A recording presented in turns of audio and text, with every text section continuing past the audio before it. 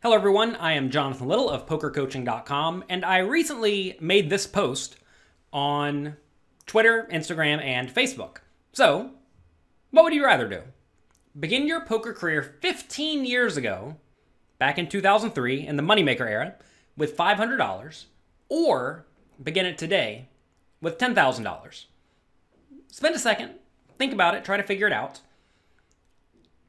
Some people think that there's only one answer, and that is to begin 15 years ago with $500. And that is actually what I would do, but I think that is the wrong answer for almost everyone. And here's why. Whenever you start with only $500, it is very, very easy to lose that. So if you lose it and you're out of money, well, you're out of luck, right? Also, you can't really hire a coach for $500. I mean, private coaching from anyone respectable is going to be, $100 an hour or more, and you don't really have that opportunity. So, in order to make the most out of that $500, you have to figure out how to study by yourself or, meet friends who will also really care about getting better. And then from there, you also have to spend a lot of time grinding.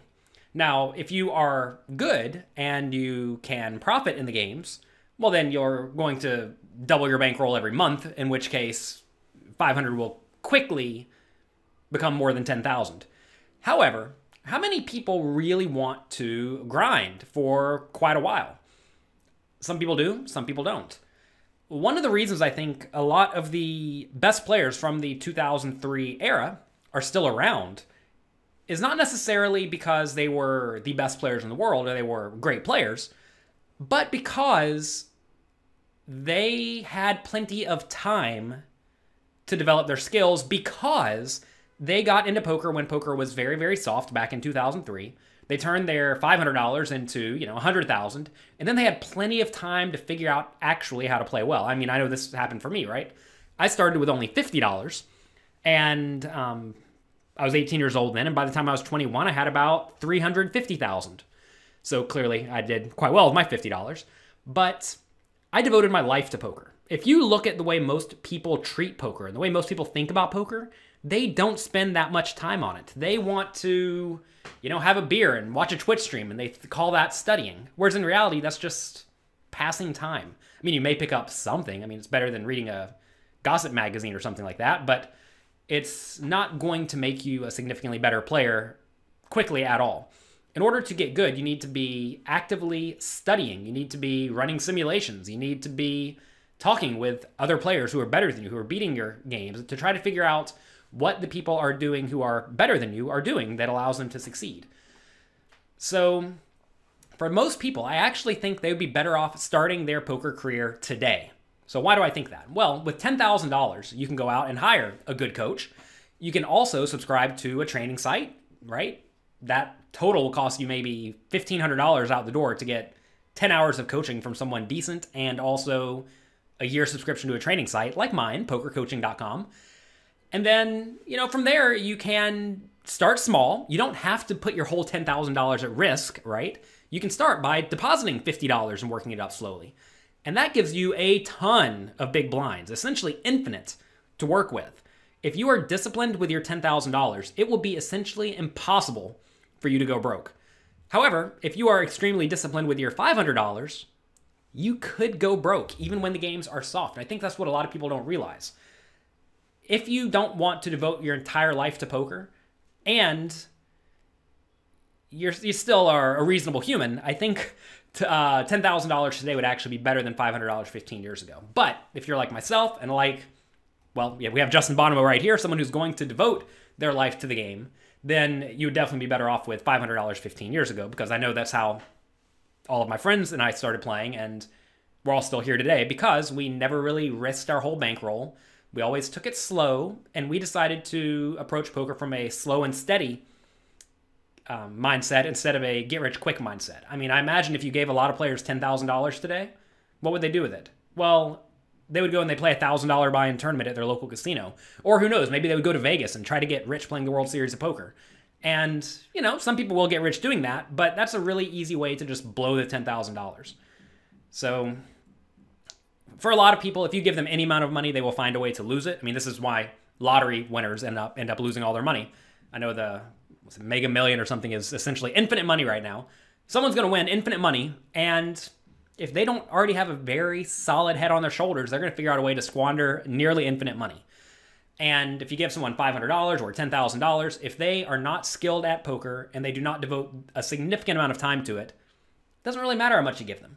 So anyway, what this amounts to is that understand, whenever I post a question like this, there is not one definitive answer. There will be some people leaving comments saying, whoever says start with $10,000 a day is an idiot. Well, what if I have a job and I already make, let's say you make $300,000 a year. Do you really want to be grinding poker? Maybe you don't want to grind poker all day. Maybe you don't want to devote your life to poker. Maybe you have a family, right? Maybe your family takes a significant amount of your time and you don't want to spend all day, every day playing poker. But if you are often a young person who doesn't really have a whole lot going on, poker is a very good thing to slot into your life because it does give you many, many options in the future. And then on the other side of the coin, some people say that $10,000 today is the only play that makes sense because if you invested $500 over the last 15 years, it would double some number of times. Say it even doubled 4 times. It'd go from 500 to 1,000, 1,000 to 2,000, 2,000 to 4,000, 4,000 to 8,000. 8,000 is less than 10,000, therefore you'd rather have 10,000 today. Obviously, this is not a good thought process either because that's just assuming you put your money in a market or even you figure out a way to do better than the market. But I already told you, if you are a very good poker player and you are playing a lot, you'll double your bankroll every month. So up until the games get tougher, whenever you start playing medium and high stakes, but whenever you're first starting, that definitely is possible. So that mindset's also flawed, right?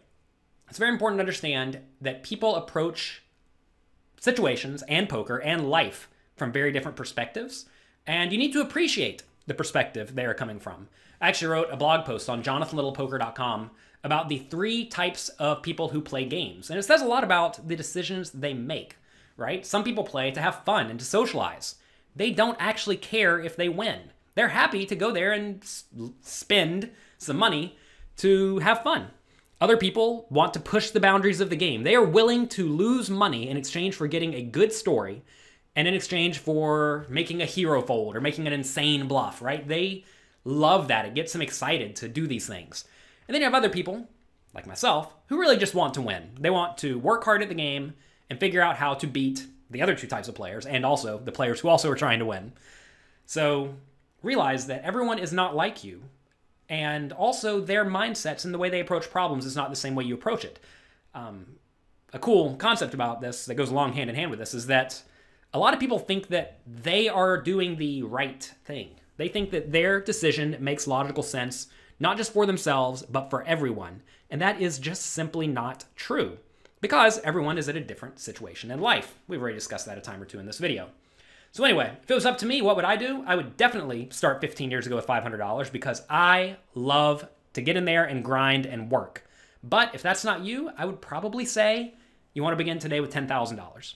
So thanks for watching. You can always follow me on Instagram at jcardshark, JCARDSHARK, and on Twitter at Jonathan Little. I've been posting a few questions like this. I'm always interested in the answers because they vary significantly, and it's fun to see it. So thanks again. Good luck in your games, and I'll talk to you next time.